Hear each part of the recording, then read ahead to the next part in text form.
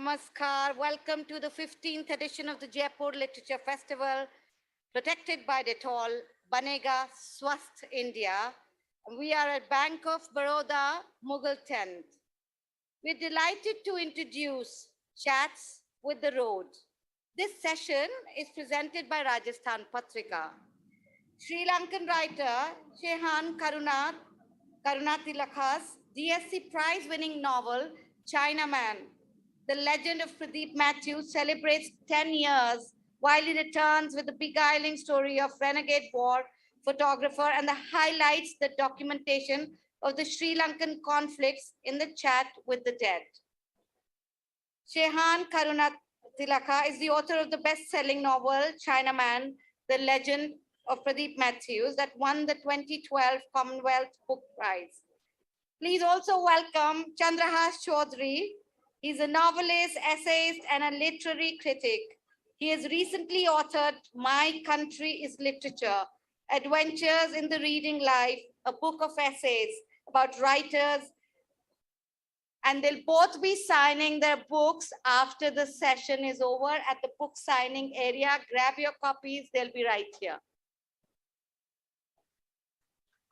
Okay. All right. Shehan, do you think in your last 2 years, any gallery view on Zoom could match, these faces sitting here and, being here among people again at JLF? Nothing like it, isn't it?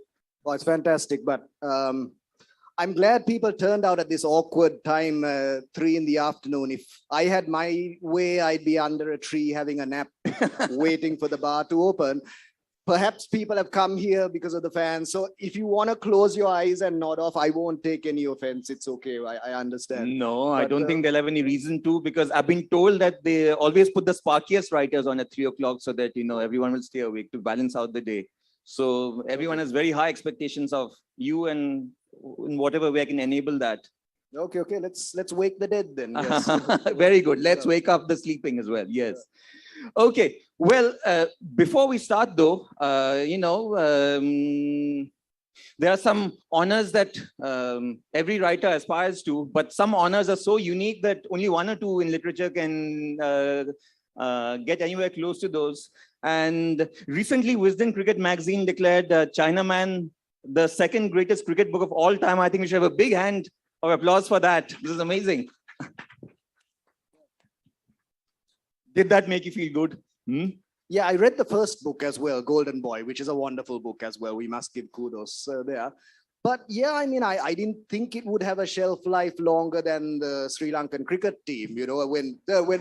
When last time we were talking, when it came out, India and Sri Lanka were in a World Cup final. Yes. Unthinkable. India perhaps, but yeah. So I thought my fortunes would fade along with the Sri Lankan cricket team. But yeah, then Wisden a few years ago resurrected it. So yeah, it's wonderful. Maybe there's hope for our cricket team as well. Who knows? Well, if there's something like a common religion for India, Pakistan, Sri Lanka, it's cricket. So in a way, if one takes a truthful view of South Asian life, you are the prophet of the age. Your book is the Bible of our time, the cricket book. Yeah, so it's funny you say that. There was a match fixing thing in Chinaman, and which I saw. I never met any match fixers. It was just Hansi Cronje was all we'd heard about. And I sort of imagined a guy who fixed matches, fixed assassinations, and fixed everything that happens dodgy in Sri Lankan society. And then a few years later, we had a spot fixing scandal, which was actually curiously like the same character in there. So I don't know. Perhaps it's prophecy. Well, there's a great line in Chinaman, which I've always remembered, partly because it expresses in 4 words the story of my life, at least for the first half of my life. Unlike life, sport matters. And it does. And there's so many of us, especially, I don't know, those who are young South Asian men, for some reason we get onto this path and it takes us a long time to grow up because we are so caught up. But that world is so lovingly and described in such intensity of detail in Chinaman that, it is possible that a cricket writer need not be a fan of cricket, but I don't think that is you, is it? Well, compared to some, perhaps even compared to yourself, I was very much a casual fan. But of course, after 96, we all became super fans of Sri Yes. Lankan cricket, and that party lasted longer than we thought it would. There was a good 10 years of golden age. But no, I wasn't, it was a bit strange because after Chinaman, I was on panels with Saurav Ganguly and Dravid talking about, and they were asking me, you think Mahela and Sangha don't get on? What's happening behind the scenes? And so I had to kind of fake the fact that I was a cricket expert. But you know, it's true. When was this written? I mean, growing up in the 90s and the 2000s, this was the only thing we were really, they talk about our tea, our beaches, and our lovely country, but the thing that we were world class at turned out to be this game. And yes, for a long time, before 96, when I was studying in New Zealand, I tell someone I'm from Sri Lanka, and you know, the quizzical looks, is that near Jamaica? What is that about? And well, that after 96, I wore a Sri Lankan flag on my head and walked around, and everyone would be like, hey man, Jai Surya. So yeah, it does give you that identity, and it's a shame that the fortunes have faded now. But yeah, I still feel though, and tell me if you disagree, there's something about the history of Sri Lankan cricket. It seems a more artistic tradition than India or Pakistan in some way.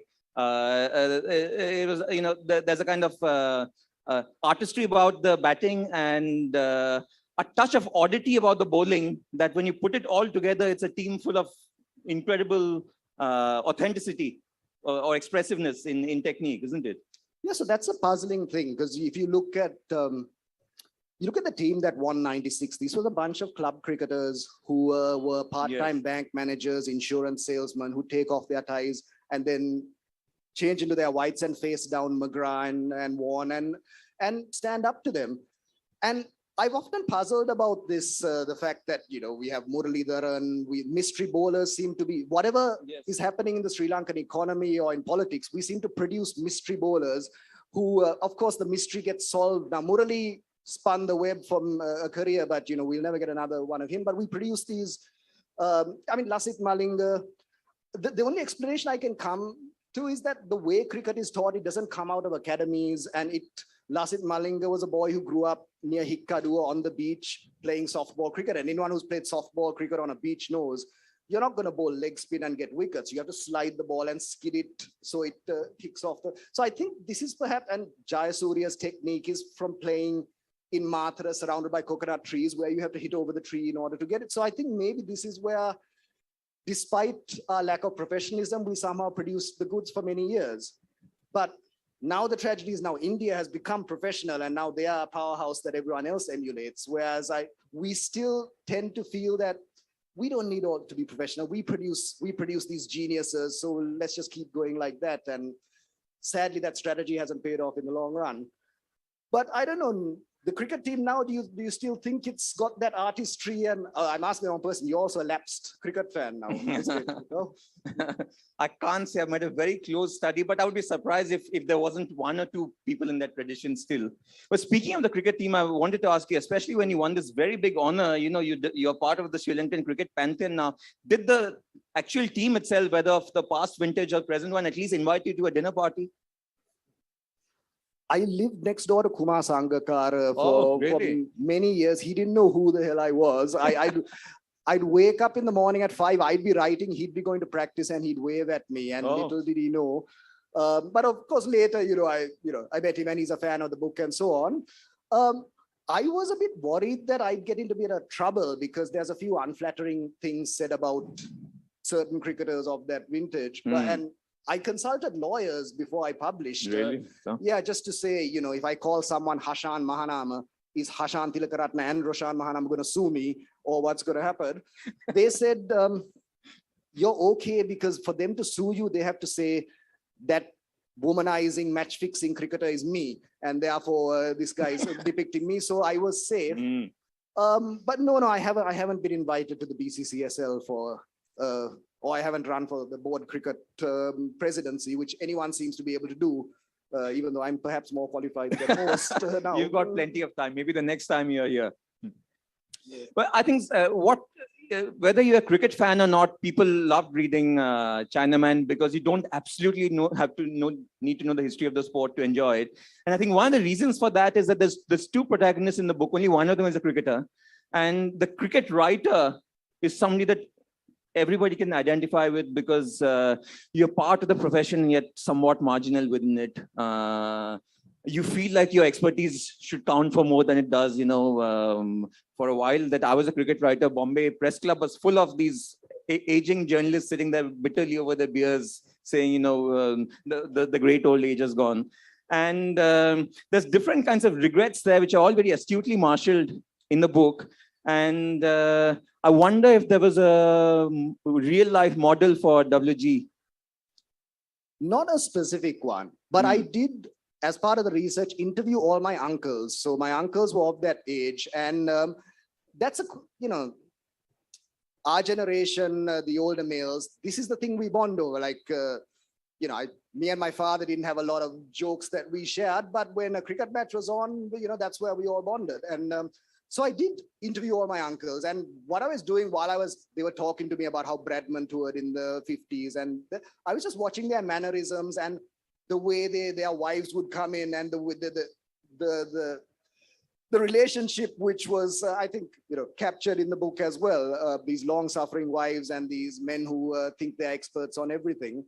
But then, yes, I did spend time in bars at around this time. This time is when the uncles come back after they've placed their bets either on the horses or the stock market, which is kind of the same thing, I guess. And they'll come back with their winnings or their losings at 3 p.m. And I'd sit at another table and then after a while talk to them. And this is where I got a lot of the theories and also a lot of them, you have to be there at 3 o'clock because you get that 6 o'clock, they are belligerent and incoherent and aggressive. So you have that 1 hour when after their first 2 shots of arak where they'll give you these golden stories. So it was a collection of a lot of those things. But no, I don't think there's one. But the strange thing is the character was immediately recognizable to everyone. Everyone says, I have an uncle like that. Oh, we're talking about cricket. Yeah, that's true. We're going to get to the Fair enough. You are right. People have moved on. We've all moved on. They have moved on, yes. You are right. But when a writer has written 2 books, I don't see any reason why you can't come to one with the other. But you are. Okay. We have been censured. Okay. No, please sit, sir. We'll talk about dead people now. Yeah. While I was looking at your method, in my head, I want to write a book about novels in which people are not broken down by region and country the way they usually are. We are modern South Asian novelists writing in English or whatever, but they'd be grouped together because of a slightly more intangible quality of style and manner. And I want my book to be called The Banterers. It's about novelists who have that gadfly and the wisecracking tone. Who there's 2 or 3 of them in any literary tradition, and what is in common between them is much greater than what they might have with other writers from their own country. So I think you would be my top Sri Lankan banter. And some writers hide themselves very well inside the books. You can never know when you meet the person that they wrote that. But I don't think you are that sort of writer. You can tell, Chinaman and Chats with the Dead are Shehan-esque books, aren't they? This drunk uncle persona it's a persona, I'm a very serious-minded guy. But no, you're right, because I think for us, our literary gurus are supposed to be Salman Rushdie and Michael Ondaatje. But for me, I would say it would be Muhammad Hanif. Muhammad Hanif's Exploding Mangoes was the blueprint for me, where you can write about dark subjects, but have that satirical edge to it. So yeah, maybe it's not useful to bunch us just because we all like to eat dal. I wanted to ask you about the challenges of writing with the slightly surreal black humor about South Asian reality, particularly now that all the stand-up comics also seem to have taken over this territory.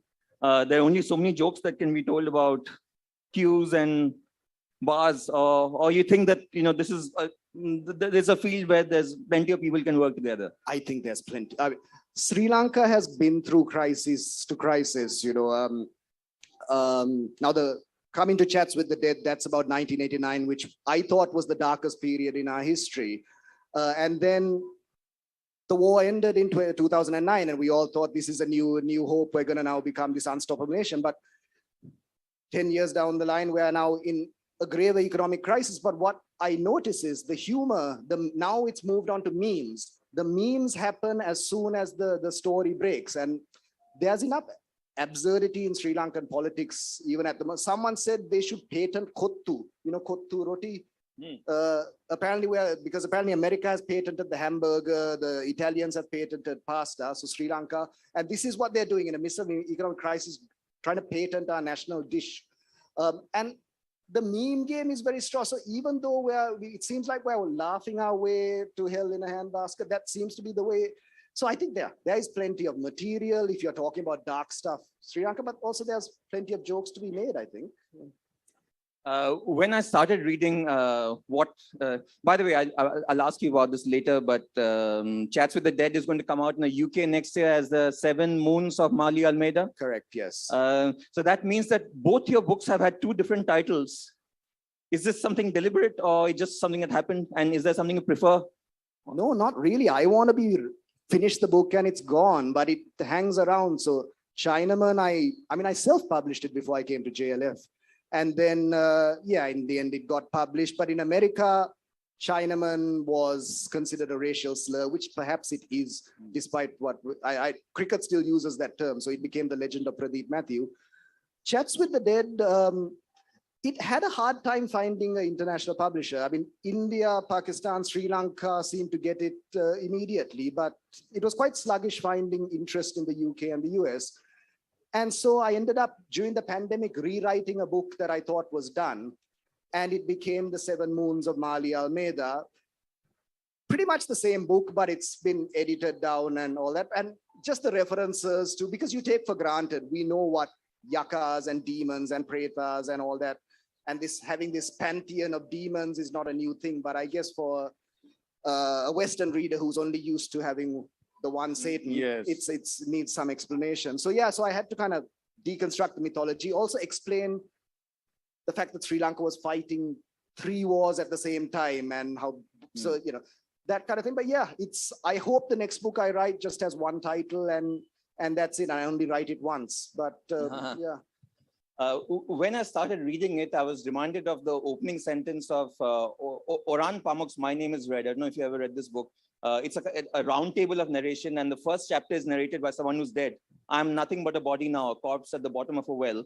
And while all novels are about life, there's a giant space of imagination in that place that is the afterlife, which you can mind and which you have, once you set out on that road, your invention is limitless. You keep on going. It's like you have a giant space to sort of map, isn't it?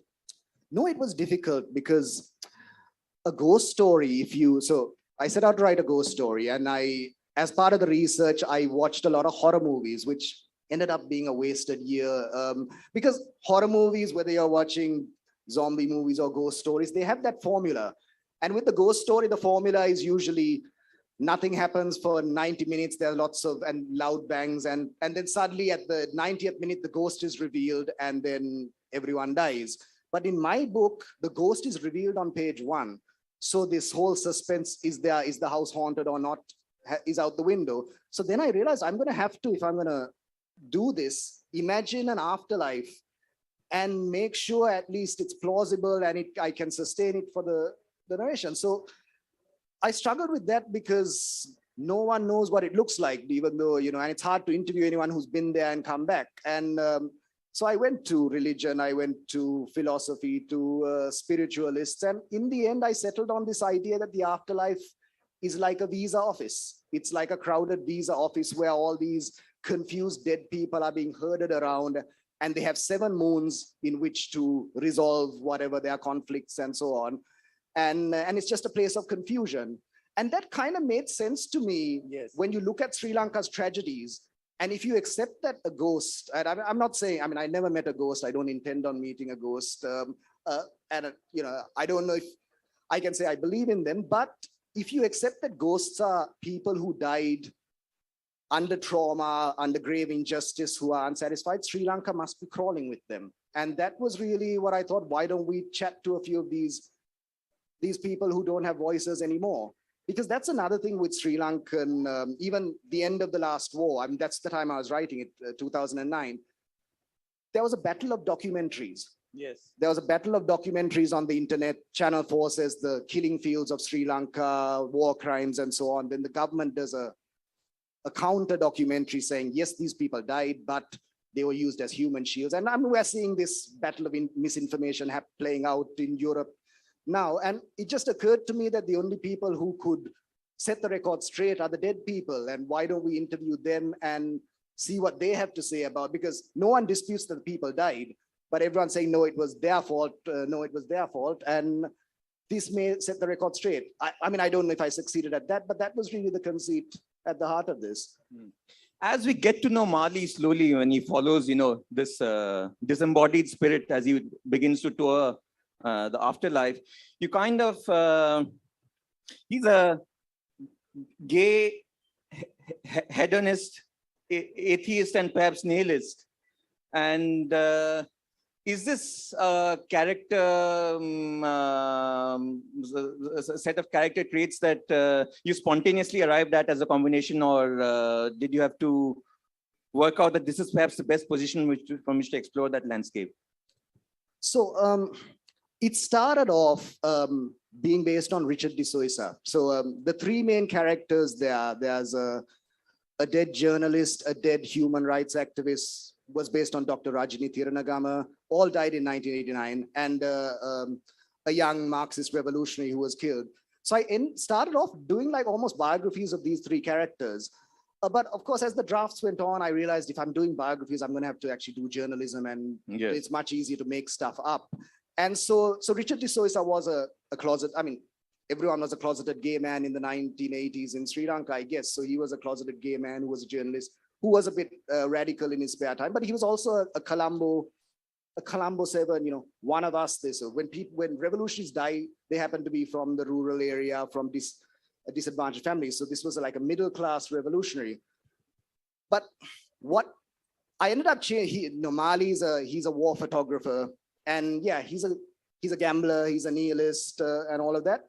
But the one trait that he retained from Richard de Souza was being a closeted gay man, because it was almost like he felt guilt every time he went to the war zone. Because Colombo, I mean, I grew up in Colombo in that bubble. I mean, the war was happening somewhere else. We had curfews, bombs went off, but we were shielded from all this trauma. And I think what Maali felt was that guilt, that he goes to the war zone and he sees how the people are really suffering. And so therefore, and that sort of explains his nihilism, every cent he makes, he ends up gambling. And the idea that the closeted gay man having this secret but quite hedonistic life, it all seemed to tally that this was a man filled with secrets. And at the heart of it, it's a murder mystery. There's a lot of people who wanted him dead. And so, so I think it didn't all arrive at once. Whereas WG in Chinaman, he was a character who was ready-made. This guy, subsequent drafts, he just kind of got developed more and more. But the fact that, he ended up as a gambler photographer, this was, the evolution. Because you begin on the first page of the book with Maali finding himself surprised at his own existence in this new world, he has to ask a lot of questions. And as the book progressed, I found myself admiring your dialogue. And perhaps, would I be right in guessing that in this one space of writing, perhaps there's a certain influence of the movies in your work, because your dialogue is very snappy and it's always 2 or 3 words shorter than you think it is. And so it all seems very taut, and there's very few very long rambling monologues, or when they are the certain counterpoint to many exchanges which go on, 5 or 6 words each. And do you have a particular, is writing dialogue a separate pleasure for you within the larger space of novel writing or narrative? Yes, I don't know if cinema, I mean, I'm a fan of cinema, but I don't know if, I think it would come from advertising. So that's my day job, was my day job, and sadly still continues to be my day job. And we were taught, as soon as we joined as young copywriters, we were given 2 books, read the Bible and read Hemingway. And this is what Really? Every young copywriter needs to do, read the Bible and Hemingway. And that's really useful with clients. When a client says you can't start a sentence with "and," you go, hey, book of Genesis. And God said that, and so that shuts them up. But yeah, so I think the dialogue thing comes from writing scripts, radio scripts where, you have to use brevity and all of that. Yeah, strange enough, the dialogue, I don't end up rewriting a lot. I either scrap it completely, but usually when the two characters are together, it just seems to work out, and I don't need to do much revisions on it. I'm sure people in the audience will want to know something, as will I, about your working method. And when you write these very large rambling books, do you have to follow some sort of structural outline in the beginning, or do you let that emerge as you work? And two, I mean, what was your process in finishing this and rewriting it again? Did it have to go through lots of work as different bits emerged while you were working? Yeah, this was tough. This was, I would say, 6 years in the making, maybe longer. I also had children. So I think that, I keep using that as an excuse because they're not here to refute me. But there was that factor. But the first draft was a book called Devil Dance, and completely unrecognizable to what it ended up as. And I think the mistake I made is that you start with a beginning. They say there's gardeners and there's architects in terms of writers. So I thought I was a gardener planting all these seeds and watching them grow. But in the end, I just lost control. So I think towards the end, I actually plotted it out and worked it. But yeah, the first draft is always a rambling draft. It's like 600 pages long. And then you get it down to whatever it is now, 300. But no, there wasn't a plan with this one. And that the multiple rewrites tell you that there was just perhaps too many ideas in there, too many posts, too many things happening. And so, yeah, I had to sit with a very lovely, but very hard taskmaster of editor, Natanya Jans, and she would just take out chunks and just tell me to redo it. So yeah, it was a tough process. So I still don't know. I think the next one, I'd like to say that I'll map it out, but who knows, it'll end up being a rambling book, and we'll be here in 2031 when Sri Lanka wins the World Cup. Yeah. Cheers to that, yes. What made you want to start writing novels? It's a very lonely, difficult, and not even an especially well-paying profession. So there must be something in it that says, come on, this is good. This is going to be good. What was that in your case? What was the spur to say, I want to take this on? I think mainly, and this is probably a very common reason, is, dissatisfaction with your day job. You're writing for a living and you're writing commercials for powdered milk, and you're spending 6 months doing a tourism campaign, which the client rejects. And this kind of, and on the sides, the way I kept myself happy was imagining this. It wasn't even a novel. It was a short story about this great cricketer who never lived. I think it was just supposed to be like this little radio play thing. So yeah, it just was a side pet project. But then after a while, I realized, and this is the problem with young writers also, once you get past the idea stage, you have to actually do the work, the research.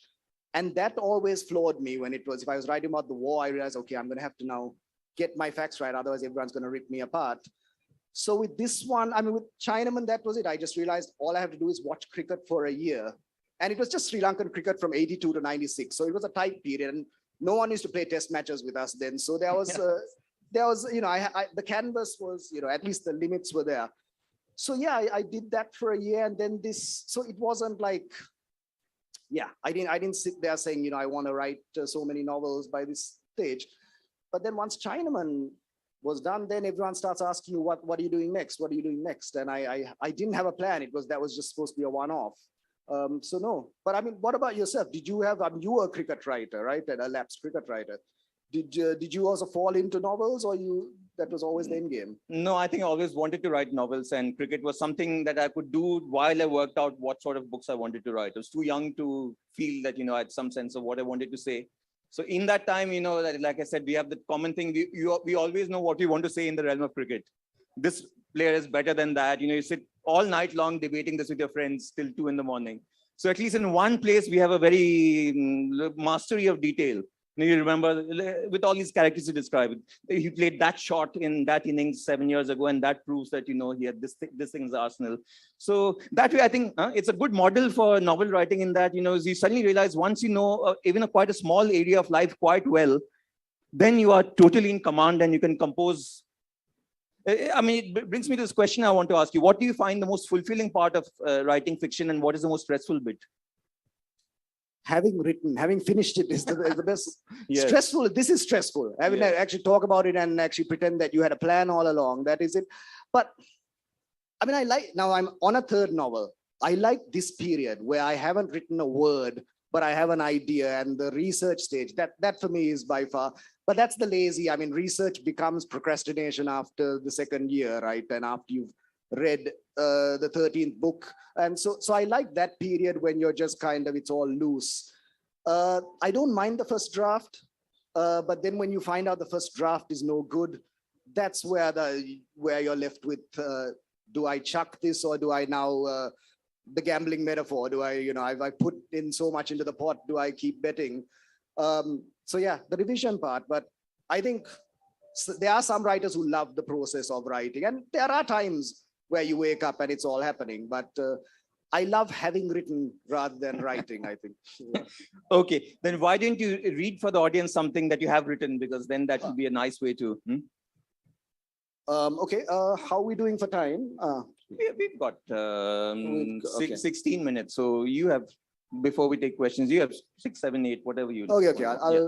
I'll edit this as I'm going along. So, I mean, the concept of Chats with the Dead is war photographer finds himself in this waiting room full of dead people. He doesn't recall how he died. He doesn't recall anything before that. And he doesn't know what he's doing here, but he's been told he has 7 moons in which to make sense of it. So while he's trying to solve the mystery of his own murder, he ends up chatting to various ghosts of Sri Lanka's history. So this is where he meets the bodyguard of a minister. So I have this theory that a lot of ministers are protected by demons because some of them are invincible. Some of them have been through so many assassination attempts. And I don't want to wish death on anyone, but some of them, and they're 18 years old and still coming to parliament. And so this is a demon that specializes in protecting ministers. So it's called Chat with the Dead Bodyguard. The shadow smiles at you and nods as the goons pile into the 2 Pajeros. It squats on the bonnet of the minister's Benz and calls you over. You expect the bonnet to cave in under the weight, but the bonnet does not appear to notice. Come, ride with me. Enough people taking me for rides, you shout back. The thing on the minister's car has maroon eyes, jagged teeth, overgrown nails, and is dressed in a white shirt and black trouser, standard uniform for waiters, bodyguards, thugs, and goons. Those were your photos, yes? I managed to take a peek. Impressive work, huh? Super, super. What kind of demon are you? I am the minister's shadow, a shadow minister, ha ha. Come, will you? As if you have anywhere else to be. Now that was a point you could not refute. It wouldn't be the first time you shared transport with unsavory company. Like that time you boarded a bus to Kilinochchi with undercover tigers and almost got shot at by the army. You reach the roof of the car just as it is driving off. You notice that the creature's dress is ill-matched. He wears a frilly shirt and slacks that look tailored by a blind man. He is barefoot, his toes are hairy, and his nails protrude like talons. Your photos are gruesome. So is your face, you think. The motorcade passes a checkpoint where cars are lined up for inspection. The 2 Pajeros and this Benz are not detained. Then maybe people should stop doing gruesome things. This land is cursed, no doubt about it, says the creature. Its eyes switching color from crimson to ebony, from mahogany to scarlet. Then he asks him how he became a demon, and he turns out that he was the original bodyguard who protected SWRD Bandaranaike, the first prime minister who was assassinated. And so they end up talking about SWRD. He was shot by a Sinhala Buddhist monk, the beast he was trying to tame, for not being bigoted enough, you say. SWRD was the one thing that you and your late father agreed on. How long have you been dead? Asked the demon. 1 moon, apparently. What was Solomon like? It wasn't his fault, man. He meant well. This land is cursed. I've heard that one before. How so? You took all those photos and you still have to ask me that? Fair point. Ceylon was a beautiful island before it filled up with savages. That's true. Some countries import their savages. We breed ours. Our ancestors have literally been demonized. I heard that the Mahakali is a descendant of Kueni. Some say that she is Kueni herself. The traffic bottlenecks on Gaul Road. It starts to rain and neither of you get wet. You look around at people running with umbrellas and huddling under shop fronts. The only ones who keep walking are those who no longer have breath. The more I see, the more I am convinced, says the creature. History is people with ships and weapons wiping out those who forgot to invent them. Every civilization begins with the genocide. It is the rule of the universe, the immutable law of the jungle, even this one made of concrete. You can see it in the movement of the stars and in the dance of every atom. The rich will enslave the penniless. The strong will crush the weak. It is now crawling up the windshield and is close enough to slap you. The Benz passes a shop that sells handcrafted souvenirs and flies a Sri Lankan flag on its roof. There's a little riff on Sri Lankan flags, which I will skip. But there's one little point. Sri Lanka began in 1948. Does anyone know the other countries that began in 1948? Any? Yes? Yes, right. I'll tell you the few others as well. It's quite.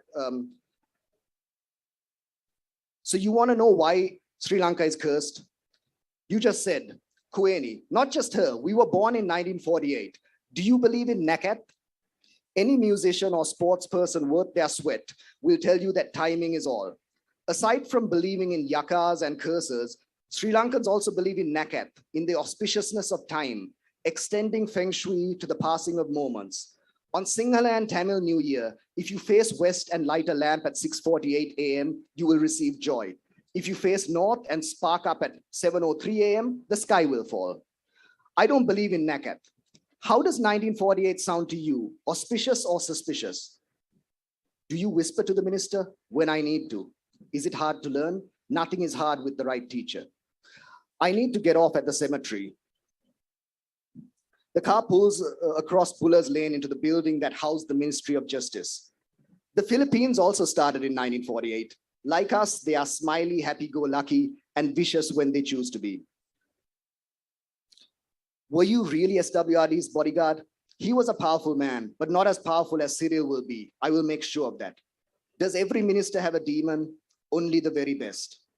You try and focus a shot of the demon riding the Benz, but all you see through the viewfinder is mud. Best, SWRD was rubbish. Cyril Vijayaratne is worse. You guards scum. The beast pounces at you, but you are already reaching for the electric pylons on the roadside. It takes a swipe and manages to flick one of your chains. You swing off the power line to the mango tree. You watch your mouth. Do you know which countries were born in 1948? The Benz halts in traffic and there are winds in every direction. You call out to the minister's demon. If this land is cursed, it is because of men like Vijayaratne and Solomon Dias, and because of those who protect them. You call out, emboldened by the distance between the creature and you. The creature yells out the name of 5 countries and the Benz disappears with the gargoyle on its hood. I'll be watching you, it snarls, and you see it no more. But the 5 names it called out echoes in your ears. Burma, Israel, North Korea, apartheid South Africa, Sri Lanka, all born in 1948. It doesn't matter if Maali Almeida believes in Nakat or not, because it appears that the universe most certainly does. Thank you.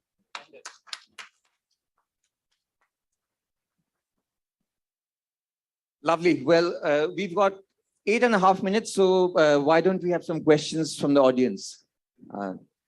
Yes, you, ma'am. There's mic coming up just behind you.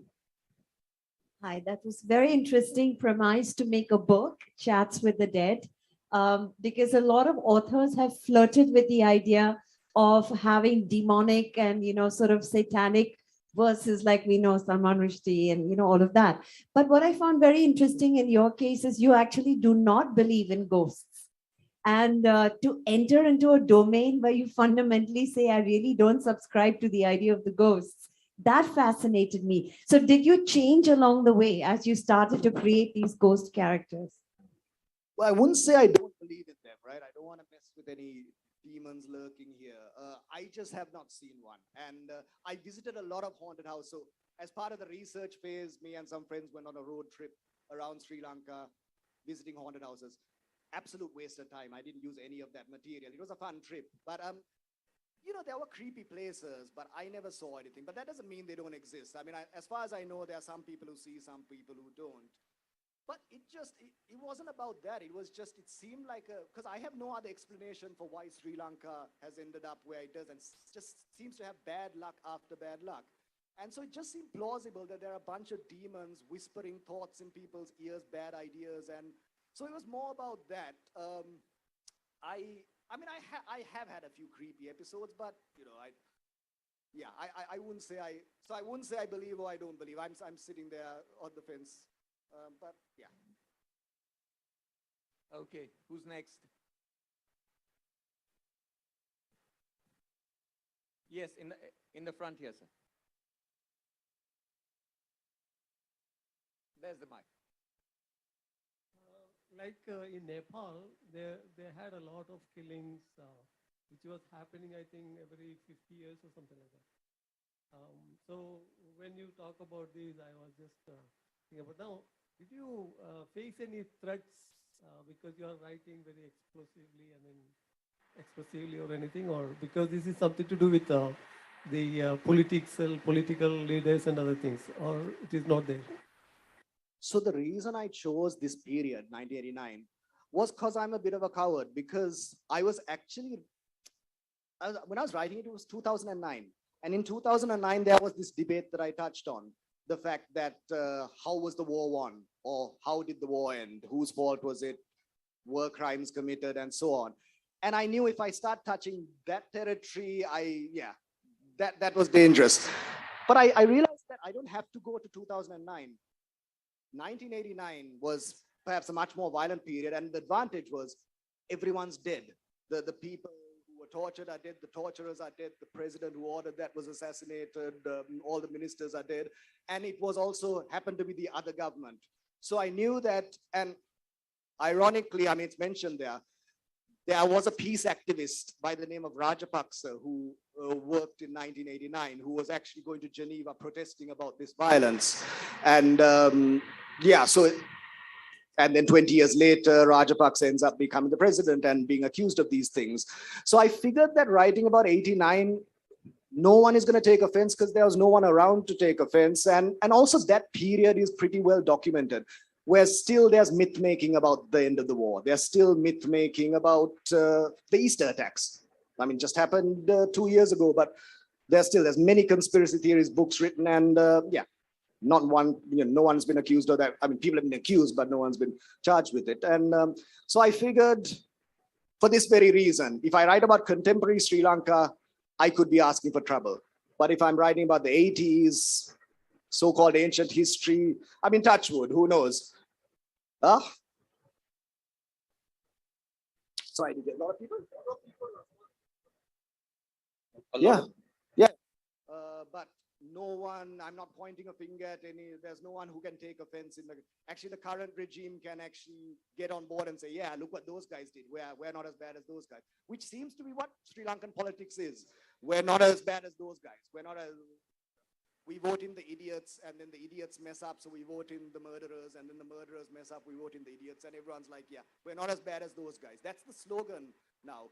I mean, I can say it in Sinhala. That's the slogan, things are bad, but we're not as bad as the guys who were there 2 years ago. And yeah. Okay, someone else? Yes. Can you hear me? Yeah. I'm absolutely fascinated by how casually you write a book and read it, and I don't attach to your own work, your own expression and what you've written, and the act of rewriting it. Isn't that really hard? I work as a copywriter in advertising agency, and I come up with 7 ideas, of which 3 are genius, and the client rejects every single one of them. And then you got to turn up to work the next day and print and come out. And so that was good training, that you don't get attached to an idea. And you do get attached to idea. And of course you're upset when this thing gets rejected. But so I think there's part of that. But of course, rewriting a 30-second radio spot versus rewriting a 400-page novel, yeah, it's obviously the scale is different. But I suppose the comfort we take in it is that each rewrite makes it better, or so we hope. And yeah, but no, it is. I mean, I would love to have be done with it and move on to something else. But each time, yeah, it comes back with more edits and I end up doing it. But yeah, it is demoralizing, but then it's part of the job. And yeah, but I have to say, yeah, it does get it. Each edit is an improvement. So once you've gotten over that, so you do sulk. I mean, I'm not casual about it at all. As soon as it comes, I go into depression for a few days, and then I'm like, okay, fine, let's get back into it. And yeah. Okay, someone else? Yes, please. Hi. You were writing the Muralidharan biopic, if I'm not mistaken. And just to build on Chandrahas's question earlier about writing dialogue, was writing movie dialogue something that was liberating, or was it a very different experience from writing novel dialogue?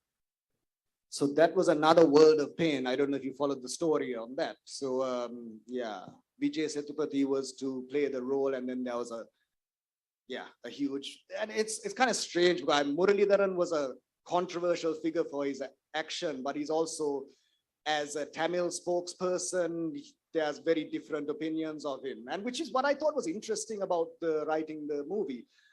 The movie is actually going to be shot in a month, but there's script edits again. It's come back with because they don't want to cause too much controversy. So yeah, that's being rewritten. I don't know. I mean, it's my first screenplay, and the thing is, at least a novel, your name's on it, it gets published. A screenplay, it goes through rewrites, and they may hire another writer. And the thing that it ends up, you can't really claim to be the author of. So I don't know. It's too early to say whether there's any overlap between the two things. But it's just as hard. It took just as long to write a screenplay as it did the novel. And it looks like, I mean, that battle is not lost. We're not won yet, because I think, the end version will be very different from the one we submitted. The one we submitted actually was talking about more than the cricket. He was talking about because Muralidharan is a Tamil from the upcountry, from the hill country.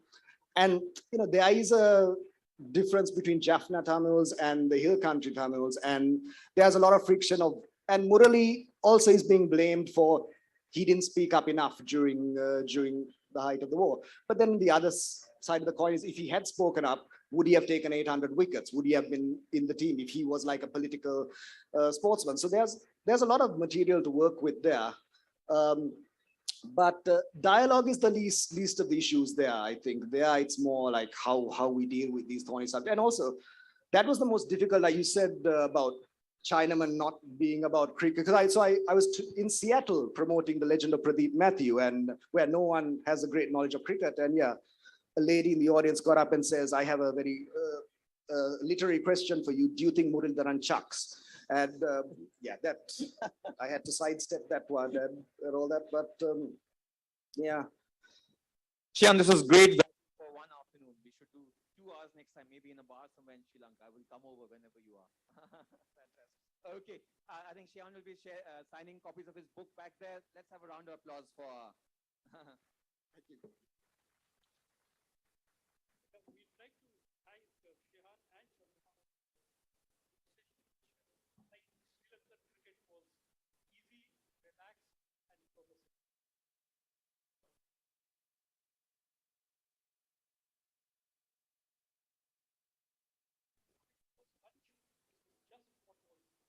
So thank you very much. Those of you who haven't caught up with the festival bazaar and the food zone, do so. We have 10 minutes before the next session coming in, which is a great one also.